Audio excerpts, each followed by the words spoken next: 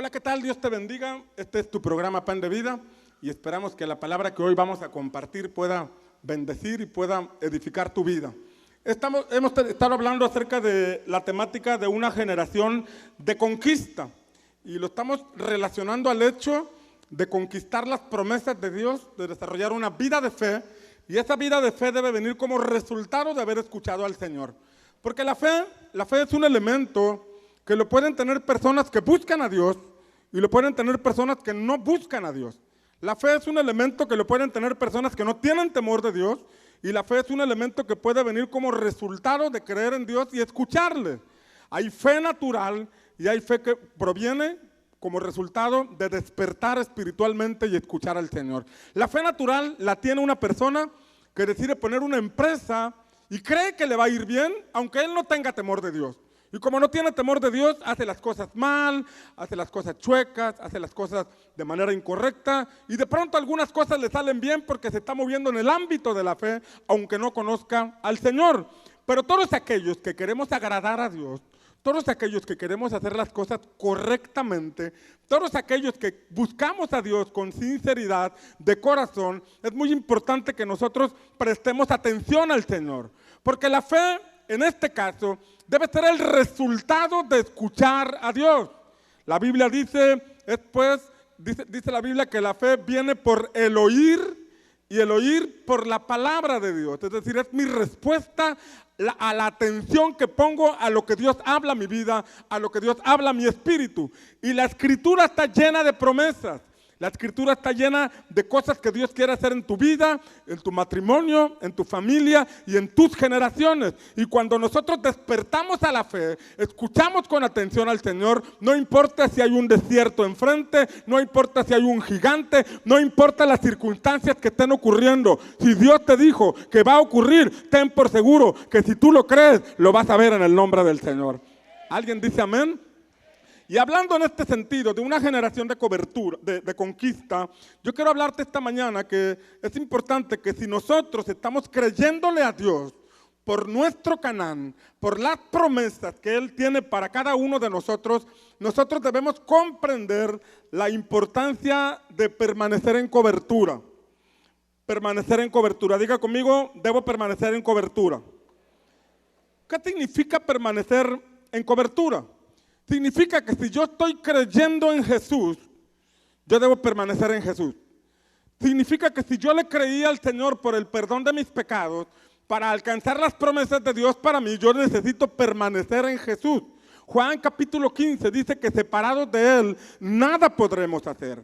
De manera que no se trata de cómo empiezo mi vida espiritual, sino de cómo continúo en mi vida espiritual. Habrá circunstancias que se levanten, pero en medio de todo lo que se atraviesa en mi camino, yo necesito permanecer en el Señor. El Salmo 91, si usted va conmigo a la pantalla, vamos a ver Salmo 91. Dice el Salmo 91, 1, el que habita al abrigo del Altísimo, pero dice el que habita, lo habla en presente, dice que morará bajo la sombra del Altísimo, habla de habitar, no de visitar de vez en cuando, habla de permanecer bajo la sombra del Señor.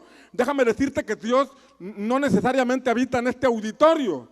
Dios, tú y yo tenemos que hacer de Dios nuestra habitación, de modo que en nuestra casa sepamos que estamos bajo sus alas, de manera que en el trabajo sepamos que estamos bajo su cobertura, de manera que mientras manejamos o estemos en la escuela o en cualquier lugar, sepamos y seamos conscientes que estamos bajo el amparo del que todo lo puede. ¿Alguien dice amén?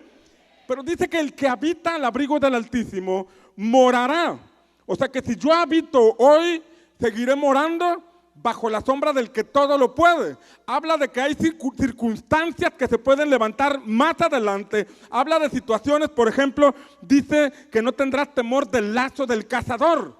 Esto me enseña que de pronto hay un espíritu que se levanta para tratar de lazar tu alma. Pero si tú habitas bajo la sombra del Todopoderoso, no importa si un cazador espiritual se levanta contra ti o contra tu familia, estás debajo del que todo lo puede. Y el que todo lo puede dejará inoperante ese lazo del cazador en el nombre de Jesús.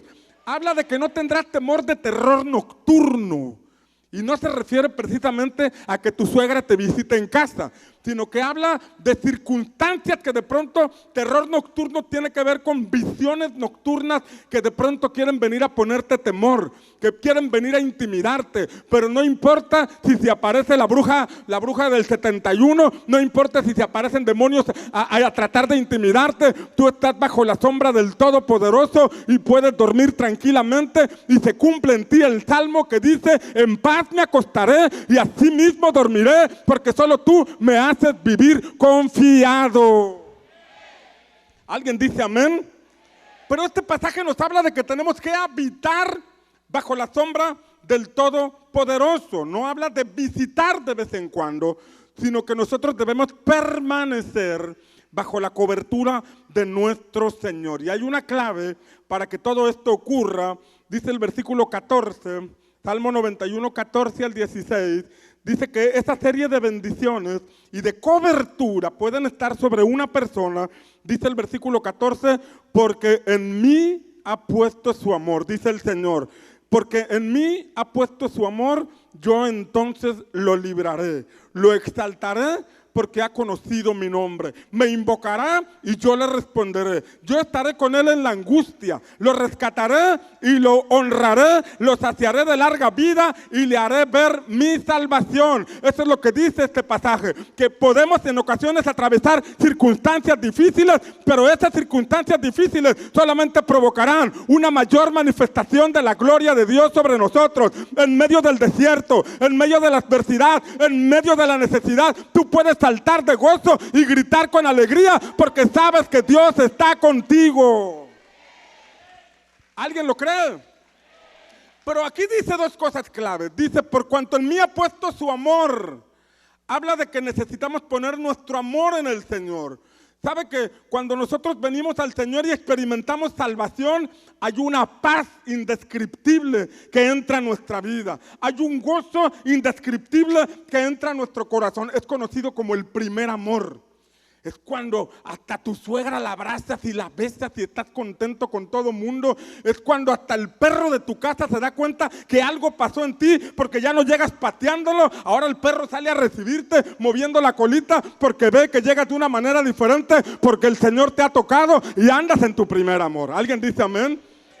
Pero ese primer amor debe ser para siempre.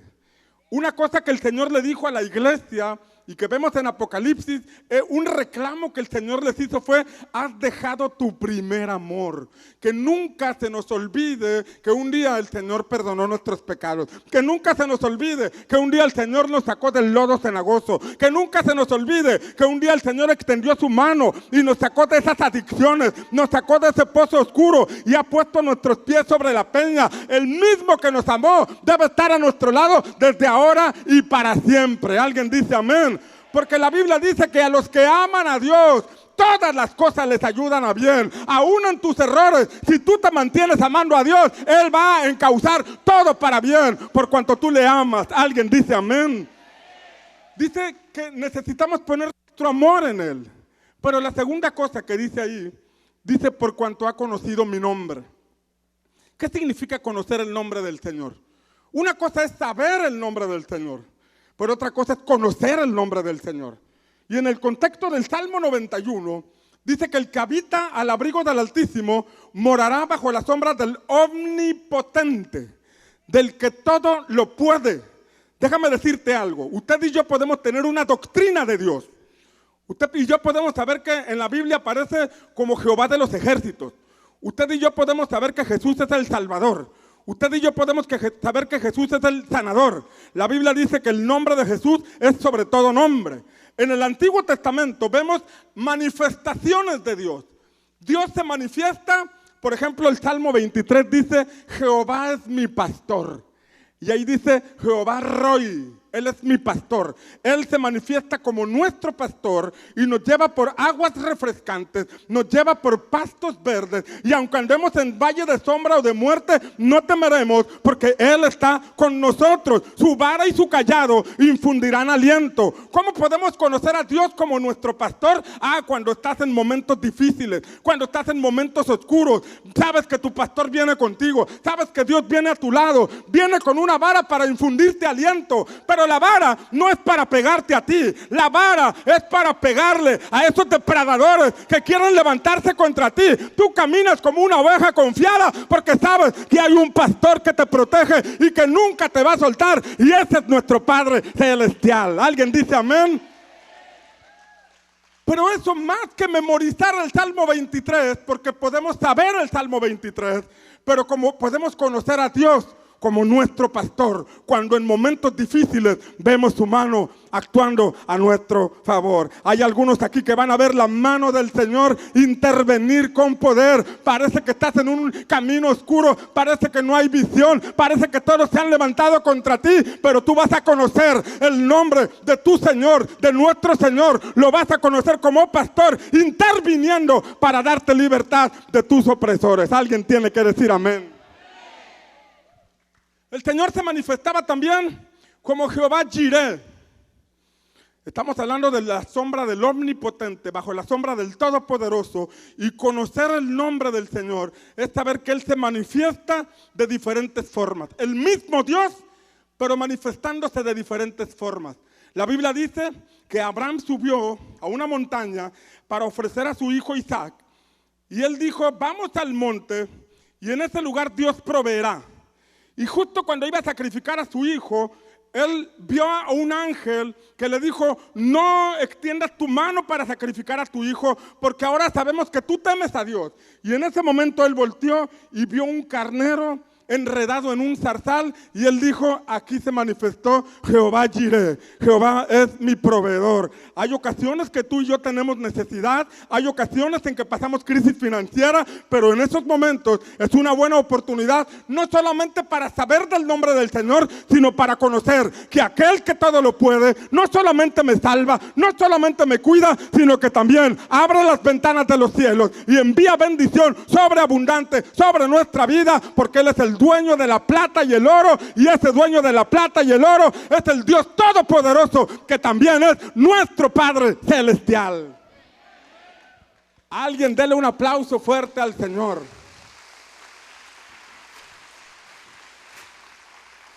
O sea que habitar bajo la sombra del Todopoderoso significa que yo debo estar consciente, debo estar convencido, debo estar completamente seguro que no importa lo que se levante en contra mía, tengo un Dios que todo lo puede. Tengo un Dios que sana enfermos, libera oprimidos, restaura matrimonios, restaura familias, prospera el trabajo de nuestras manos, hace que salga hierba en el desierto, hace que el mar se abra, hace que las montañas se muevan. Mi Dios todo lo puede. Esto me lleva a permanecer en el Señor. Porque si yo verdaderamente estoy creyendo en Él, yo debo permanecer en cobertura. En Egipto puedo conocer al Señor como mi Salvador. A través de la sangre de Cristo yo tengo perdón de pecados. En el desierto yo puedo conocer a Dios como mi sustentador, quien me alimenta en el desierto, quien me da agua en el desierto. Pero cuando voy al lugar de la conquista, cuando voy a Canaán, la tierra de las promesas, Él se manifiesta como Jehová de los ejércitos, donde los ángeles del cielo se alinean para hacer la voluntad de sus hijos aquí en la tierra. Y si tú has conocido a Jesús como tu Salvador y lo has conocido como tu proveedor, prepárate, porque verás una manifestación de la gloria de Dios, trayendo victoria sobre tus adversidades, sacándote del desierto y llevándote a una vida plena que solamente Cristo nos puede dar. Si alguien lo cree, denle un aplauso fuerte a nuestro Señor. Es el mismo Dios, pero manifestado de diferentes formas. Él se manifiesta como Dios, justicia nuestra. Él se manifiesta como Jehová, nuestro proveedor. Se manifiesta como el sanador, como el Dios misericordioso, como el Dios que nos ve, porque Dios todo lo puede. No podemos quedarnos solamente como en la faceta de conocer a Dios como nuestro Salvador.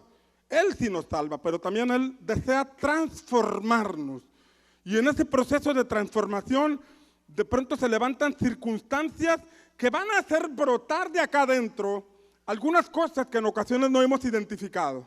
Pero cuando brotan esas situaciones del alma, cuando brotan esas situaciones de la carne, es momento de pedirle al Dios que todo lo puede, que nos ayude a cambiar esas circunstancias o esas situaciones del alma que afloraron para estar listos y poder entrar a la tierra de las promesas, que es la ilustra la tierra de Canaán. La semana pasada veíamos que los israelitas celebraron la Pascua antes de tomar Jericó y comieron del fruto de la tierra. Ellos habían celebrado la Pascua en Egipto. En el desierto era necesario celebrar la Pascua, permanecer en el Señor.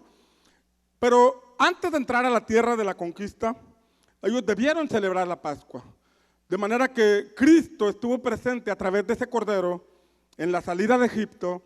Cristo estuvo presente en el proceso del desierto y Cristo estuvo presente en la entrada a Canaán. Veamos Josué capítulo 5, versículo 10, que la escritura dice que estando los hijos de Israel acampados en Gilgal, celebraron la Pascua. La Pascua es una celebración, es una fiesta como la que hacemos cada domingo, amén. Usted no viene a un velorio, usted no viene a un lugar a dormir, usted viene a celebrar, a hacer fiesta al Señor. Anticipadamente hace fiesta por lo que Dios le va a hacer a usted, le va a bendecir mañana lunes, y el martes, y el miércoles, y el jueves, y el viernes. Como 4 o 5 están creyendo que cada día van a ver las misericordias y las bendiciones de Dios para su vida. Dice que celebraron la Pascua en la noche del día 14. Y veíamos la semana pasada en Éxodo capítulo 12, versículos 7 y 8, retomando un poco para entrar en el tema. Dice que Éxodo 12, 7 y 8 dice: tomarán parte de la sangre y la pondrán en los 2 postes y en el dintel de las casas donde lo coman. Y comerán la carne esa misma noche, asada al fuego. Y la comerán con pan sin levadura y con hierbas amargas. ¿Por qué deberían hacerlo? Veíamos lo que Éxodo 12, versículos 12 y 13 dicen. Porque esa noche pasaré por la tierra de Egipto y heriré a todo primogénito en la tierra de Egipto, tanto de hombre como de animal, y ejecutaré juicios contra los dioses de Egipto, yo el Señor. Y la sangre os será por señal en las casas donde estéis. Y cuando yo vea la sangre, pasaré sobre vosotros, y ninguna plaga vendrá sobre vosotros para destruirlos cuando yo hiera la tierra de Egipto. Veíamos el Salmo 91, de que el que habita bajo la sombra del Omnipotente no tendrá temor de una serie de circunstancias que se puedan levantar. Y aquí el Señor les está dando una instrucción de hacer 3 cosas para ser librados del espíritu de muerte que se levantaría. Y ellos tenían que hacer 3 cosas. Número 1, creer en el sacrificio del cordero y poner la sangre en los postes de la puerta. Ellos tenían que creer.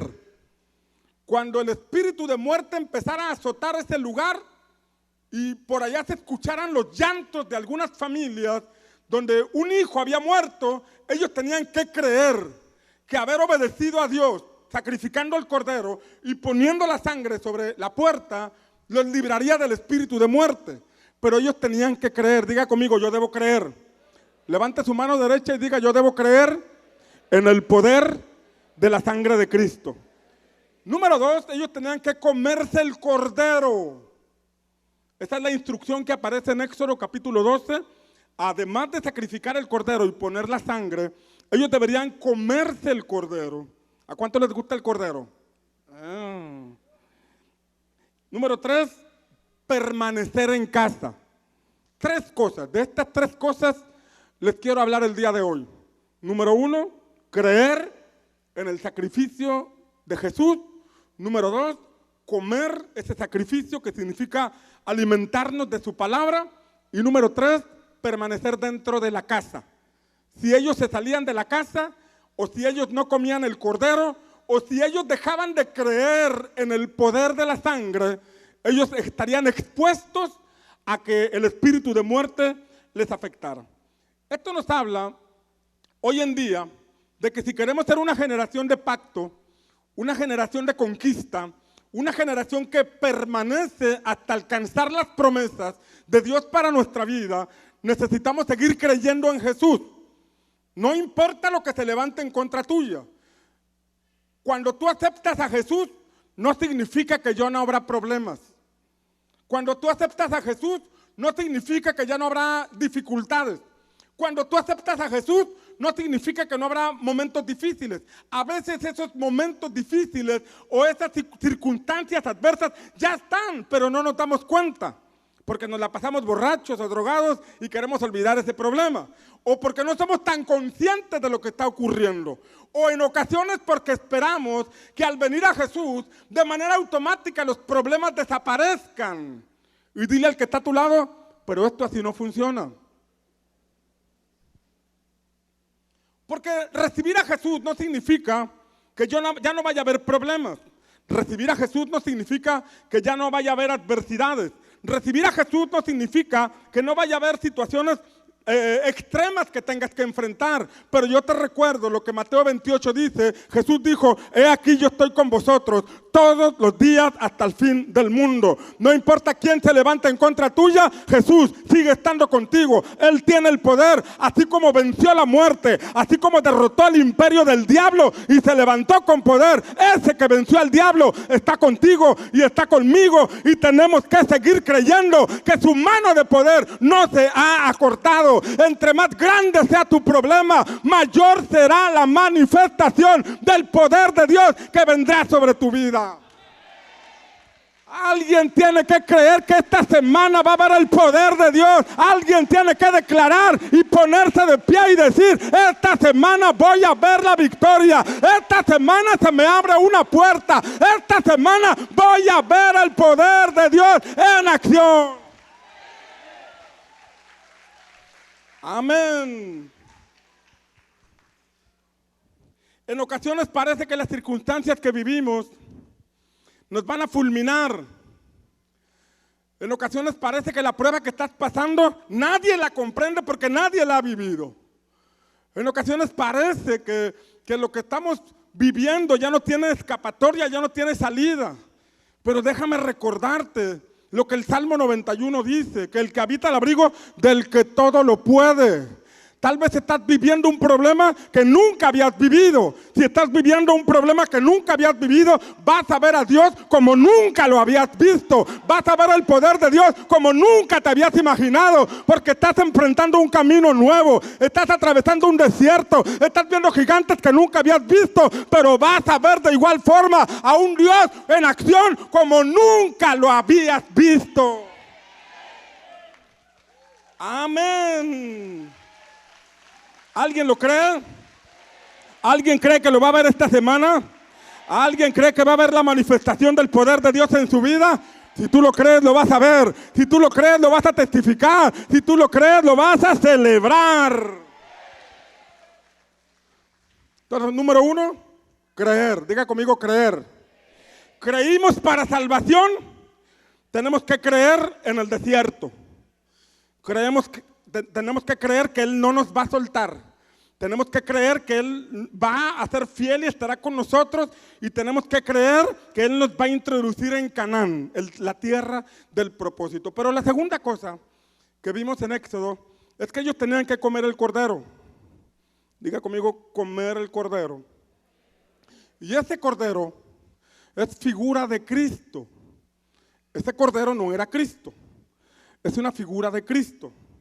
Y nosotros debemos entender la profundidad del significado de comer el cordero.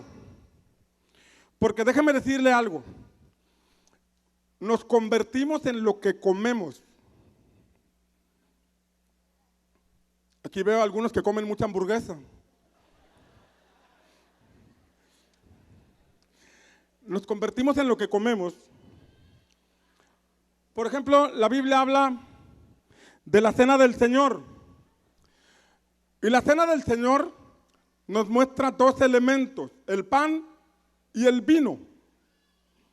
Son elementos simbólicos que nos enseñan grandes verdades. No es el hecho de comer el pan lo que nos transforma. Nadie cambia por comerse el pan. Nadie cambia por tomarse la copa. Cambiamos cuando permitimos que su palabra derribe nuestros argumentos, confronte nuestras actitudes y nuestros pensamientos y nos haga comprender la necesidad de cambiar. Y entonces cuando nosotros comemos la palabra y somos confrontados con la palabra, descubrimos que hay áreas de nuestra vida que necesitan ser cambiadas. Y es ahí cuando le pedimos al poder del Espíritu Santo, o al Espíritu Santo más bien, que manifieste su poder para transformarnos. Pero el hecho de comerme el pan y beberme la copa no me va a cambiar. Aunque la cena del Señor representa el nuevo pacto en la sangre de Cristo, no significa que esos elementos me cambien, porque el único que me puede cambiar se llama Cristo. ¿Alguien dice amén? Cristo es el verbo hecho carne. Juan capítulo 1, versículo 1 dice, en el principio existía el verbo, y lo dice con B mayúscula, existía el verbo y el verbo estaba con Dios y el verbo era Dios. Una versión dice, en el principio estaba la palabra. Verbo, la palabra en acción, el verbo es la palabra en acción. Recordemos que Génesis capítulo 1 enseña que Dios habló. Dios dijo, y cuando Dios dijo, esa palabra entró en acción y empezaron a crearse las cosas. Esta palabra en acción de Génesis 1 es el verbo hecho carne que aparece en Juan capítulo 1, versículo 1. Mira lo que dice Juan 1:14. Juan 1:14 dice, y el verbo se hizo y habitó entre nosotros y vimos su gloria, gloria como del unigénito del Padre, lleno de gracia y de verdad. Ese verbo se hizo carne en el cuerpo de Jesús.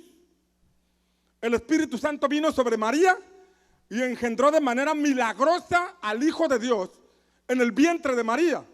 Y de igual forma como el Espíritu Santo vino sobre María para engendrar para concebir a Jesús, de igual forma el Espíritu de Dios debe venir sobre nosotros para que nosotros podamos ser como Jesús, para que podamos decir como Pablo dijo, ya no vivo yo, ahora Cristo vive en mí y lo que vivo en la carne lo vivo en la fe del Hijo de Dios. Ahora, la palabra en acción, lo cual podemos aplicar al hecho de leer su palabra y llevarla a la acción.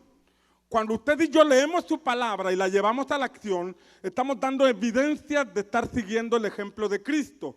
La palabra me muestra a Cristo.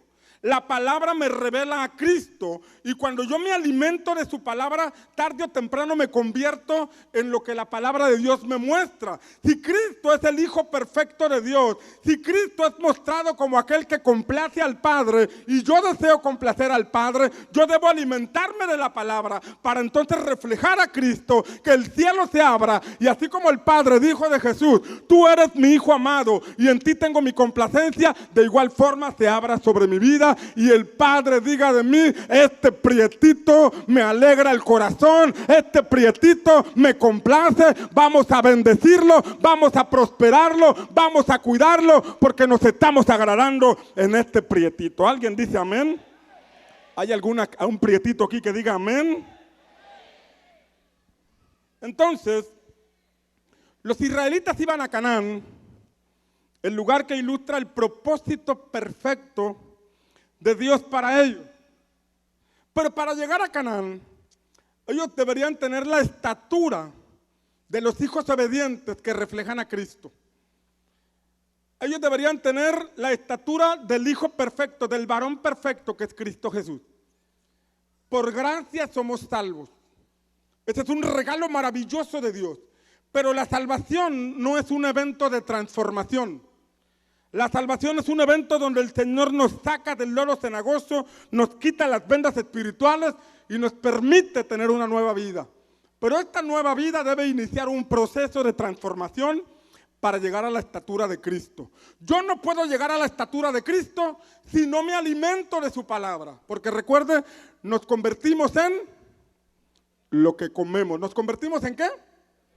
Lo que comemos. Por eso necesitamos comer el cordero, alimentarnos de la palabra del Señor. El joven que se alimenta de las imágenes, literatura y cultura que le rodea o busca por internet, será inspirado por esas imágenes, será inspirado por esa cultura. Ves a un joven en drogas, ves a un joven en alcohol, ves a un joven fumando, seguramente por ahí se alimentó, seguramente por ahí vio algo que alimentó su alma, se nutrió y tarde o temprano se convirtió en aquello que lo está alimentando. Y uno debe tener cuidado de lo que se alimenta. La Biblia enseña, la Biblia muestra a Satanás como padre de mentira. ¿Cómo lo muestra?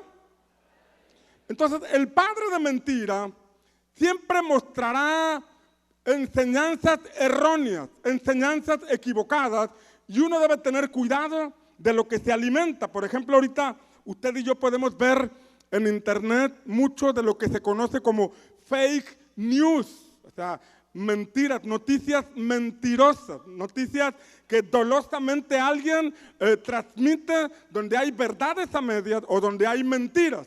Y de pronto usted puede ver a mucha gente buena envuelta con las fake news. Usted puede ver mucha gente ahí siguiendo a personas que son noticieros engañosos, que transmiten noticias para beneficiar a cierto grupo de personas, pero mucha gente se cree esas noticias y vive en una mentira que es mostrada como verdad. Una mentira que se transmite, que después la salen a desmentir, pero ya mucha gente se creó una mala imagen por esa noticia que de manera dolosa transmiten a través de las redes sociales. Bueno, la serpiente también manda muchas fake news, manda muchas mentiras que de manera dolosa lanza y empieza a provocar situaciones que se levantan contra nosotros. Por ejemplo, en la iglesia se cometen errores. Diga, levante su mano y repita conmigo: en la iglesia se cometen errores. O sea, aquí no estamos expuestos, aquí no estamos exentos, de que se cometan errores. Se cometen errores, pero siempre la serpiente tratará de engrandecer ese error para decirte: ahí son hipócritas, ahí no te aman, ahí no te quieren, ahí te quieren explotar, y una serie de cosas, de algún error que por ahí ocurre, que son verdad, se cometen errores, pero de pronto las falsas noticias de manera dolosa se transmiten para desestabilizar a personas y sacarlas de cobertura, ofenderse con Dios, alejarse del Señor por situaciones que ven que ocurren en la iglesia. No queremos que ocurran errores, no queremos que pasen situaciones que afecten a terceras personas. Sin embargo, ocurren, sin embargo, pasan. No permitas que nada te aparte del camino del Señor. El mismo que te salvó es el mismo que te va a sostener en medio de la prueba o en medio de situaciones que se puedan levantar, porque recuerda que hay un destino a donde tienes que llegar, y ese destino es el propósito perfecto de Dios para tu vida y para tus generaciones. ¿Alguien dice amén? Por ejemplo, hablando de fake news, la serpiente es un ser caído. ¿Es un ser qué? Caído. Antes de ser diablo, fue un querubín. Y la serpiente vino a Eva y le dijo a Eva, con que Dios les dijo que no comieran de ningún fruto. Y Eva le dijo: podemos comer de todo, menos del árbol que está en medio. Y entonces la serpiente le dijo: no vas a morir si lo comes, cómetelo. ¿Qué hizo Eva? Comió. Cuando Eva comió lo que la serpiente le dijo que comiera, ¿en qué se convirtió Eva? En un ser caído, porque fue echado del Edén por haber escuchado a la serpiente. O sea que lo que el querubín comió provocó que él fuera un ser caído. Y entonces este ser caído le dijo a Eva: come de este mismo fruto, desobedece al Señor, y esta persona terminó siendo, Eva y Adán terminaron también siendo seres caídos. ¿Está aquí conmigo? Entonces uno tiene que identificar la voz que nos habla. ¿Quién te está hablando? ¿A quién estás escuchando? ¿Escuchaste a la serpiente? O sea, no me refiero a una persona que viene y te habla al oído, sino me refiero al espíritu caído que está detrás de esa persona para sacarte de cobertura, para que te ofendas con Dios, para que te ofendas con el Señor y para que termines alejándote. Si tú te alimentas de lo que se alimenta la serpiente, tarde o temprano te vas a convertir también en un ser caído. Y el propósito de Dios para ti se puede quedar trunco o estancado por haber escuchado a una persona que no debías escuchar. ¿Está aquí conmigo? Por ejemplo, cuando hablamos de alimentarnos, estamos hablando de escuchar cosas que pueden afectarnos, escuchar cosas que pueden desestabilizar nuestro caminar, escuchar cosas que nos pueden llegar a hacer de tropiezo. Yo recuerdo hace algún tiempo que una persona de allá de Guatemala me decía que en su iglesia, me lo dijeron a mí, una persona vino y me habló de una persona que estaba en el grupo de alabanza hace muchos años. Y yo recuerdo que me decía una serie de cosas de esa persona que estaba en la alabanza, que cuando yo llegaba a la iglesia y veía a esa persona que estaba en la alabanza, algo se me movía aquí adentro, porque lo que me dieron para alimentarme me influyó en mí, que cuando yo vi a la persona me sentí inquieto, me sentí incómodo, me sentí molesto al ver a esa persona. No se preocupe ninguno de alabanza porque ya no está aquí esta persona, ¿verdad? El punto es que yo como pastor me alimenté de esto y tarde o temprano me comí eso y ya veía a esta persona con el veneno que me habían vertido en los oídos y estaba afectando mi vida espiritual. Yo ya no podía ver a esta persona hasta que detecté que tenía un problema y entonces le pedí al Señor que me ayudara a quitar esta situación de mi corazón. Me acerqué con aquella persona y me di cuenta que era mentira todo lo que me habían dicho. Entonces lo que comemos, lo que recibimos tarde o temprano nos afecta y nos convertimos en el mismo espíritu o en la misma actitud que aquella persona que nos dio el alimento. ¿Está aquí conmigo? Por ejemplo, hay un evento que hacen aquí en el estado, un congreso cristiano donde invitan continuamente a un predicador. Es un predicador que enseña muy bien.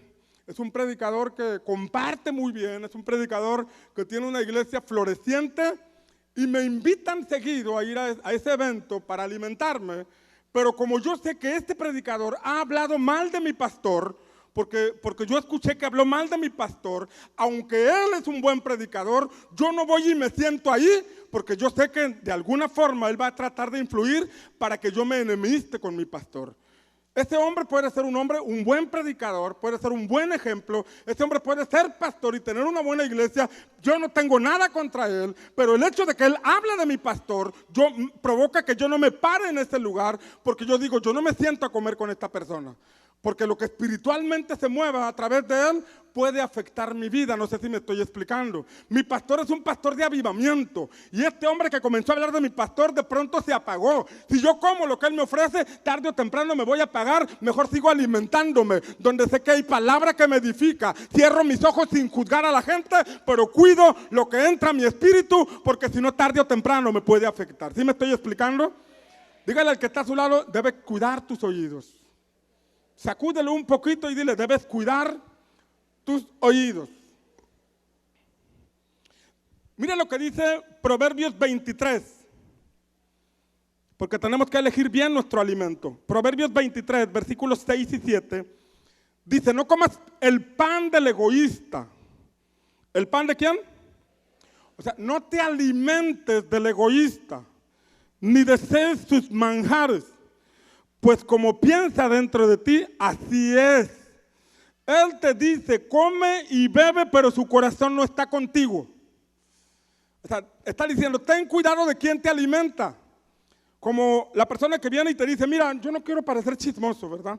Yo no quiero que me veas como un argüendero, que aquí no tengo nada que hacer, pero yo quiero decirte, mira, que oremos porque el hermano fulanito, la hermana fulanita, que son líderes de algún ministerio. Pero yo no soy chismoso, ¿eh? O sea, no vayas a pensar que yo vengo aquí como doña Gode a decirte algunas cosas que no te conviene. Yo vengo, mira, yo sé que tú eres una persona espiritual que no se lo va a tomar a pecho. Te lo comento para que oremos juntos. Ajá. O sea, pero te dice, quiero decirte algo. Y este pasaje dice, ten cuidado. No te lo está diciendo por ayudarte. Porque dice, ten cuidado con ese pan, porque por dentro él piensa otra cosa. Su corazón no está contigo, no lo hace por ayudarte, lo hace por perjudicar a otra persona. No lo hace por ayudarte, lo hace por ponerle tropiezo a tu líder o tropiezo a alguna persona que está tratando de ayudarte en tu vida espiritual. Ten cuidado de a quién escuchas, porque de pronto alguien viene y lo que él vivió no significa que sea algo que verdaderamente sea algo que afecte a la iglesia. En ocasiones una persona pudo haber tenido una mala experiencia, pero eso no significa que sea en realidad todo en la iglesia una mala experiencia. Habemos muchos testimonios que podemos decir, Dios ha sido bueno conmigo, es verdad que tropecé, pero el Señor me levantó, es verdad que cometí errores, pero Dios ha sido bueno, me ha estado enseñando, me ha estado formando y ahora soy una mejor persona gracias al Espíritu de Dios. ¿Alguien dice amén? Entonces debemos tener cuidado con lo que escuchamos. La Escritura dice, las malas compañías corrompen ¿qué? Las buenas costumbres.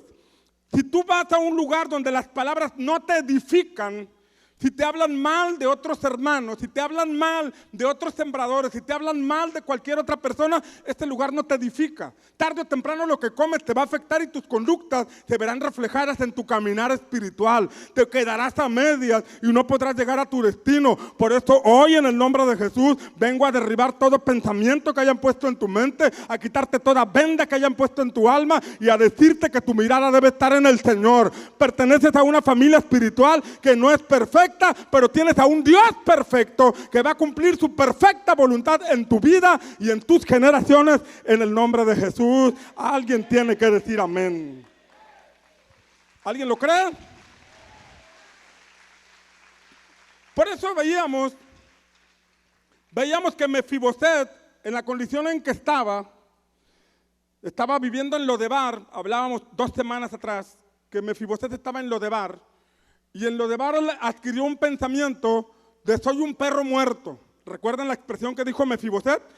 Mefiboset le dijo a David, ¿por qué quieres bendecir a este perro muerto? La condición en que vivía lo había alimentado de tal forma que él tenía el concepto acerca de sí mismo que era un perro muerto que no valía nada. Pero David lo sacó de esa condición. Y cuando lo sacó de esa condición, lo sentó a la mesa del rey. ¿A la mesa de quién? A la mesa del rey. Y cuando se sentó a la mesa del rey, la Biblia dice que él se sentó como hijo de rey. ¿Cómo se sentó? En la mesa del rey, ¿qué se hablan? Se hablan palabras de rey, se les habla a los príncipes, se le habla a una generación diferente, se le habla un lenguaje diferente. ¿Qué pasaba cuando Mefiboset se paraba de ahí? Se paraba como príncipe, se le creía que era un príncipe porque estaba alimentándose en la mesa del rey. ¿Alguien dice amén? Tú eres una generación que está entendiendo que tenemos a un rey que se llama Jesucristo. Cuando lo escuchamos a él, caminamos como príncipes, pensamos como príncipes, actuamos como príncipes, tomamos autoridad como hijos de un Dios que es el rey del universo, y en ese sentido nos movemos. No nos movemos como dice la serpiente, nos movemos como dice nuestro Padre Celestial y actuamos como tales. ¿Alguien dice amén? Amén. ¿Qué pasa cuando vas a ver una película de Jackie Chan? Estás 2 horas viendo a Jackie Chan y sales de aquel lugar con ganas de pelearte con el primero que se te atraviese, ¿verdad? ¿Qué pasa cuando vienes a la iglesia y en la iglesia te decimos, levántate en el nombre del Señor, créele a Dios por tus victorias, créele a Dios por tus promesas? Tú te levantas en el nombre de Jesús con una mentalidad diferente, con una mentalidad de fe, con un carácter de fe, una identidad y actitud de fe, porque estás creyendo en las palabras que nuestro Padre Celestial tiene para todos los que le amamos. Algunos de aquí se van a levantar diferente esta semana, van a empezar a trabajar de manera diferente, van a emprender sus negocios de manera diferente, con una actitud correcta como hijos de un rey.